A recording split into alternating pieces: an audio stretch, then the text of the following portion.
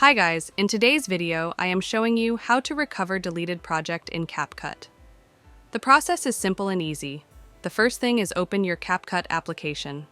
After it opens, before going any further, let me show you one thing.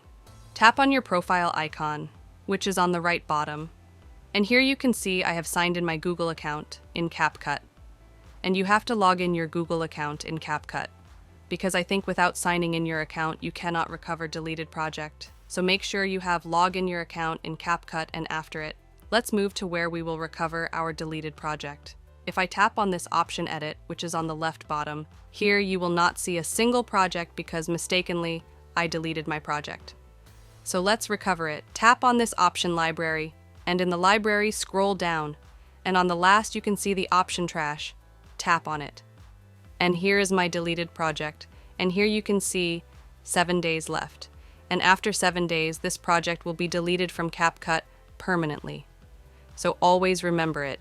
If you delete your Capcut project, then you can recover it within next 7 days.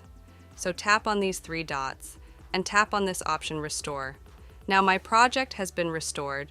Let's go back and have a look of it. And as you can see, my project has been recovered successfully. So it was way by which you can recover your deleted project in Capcut.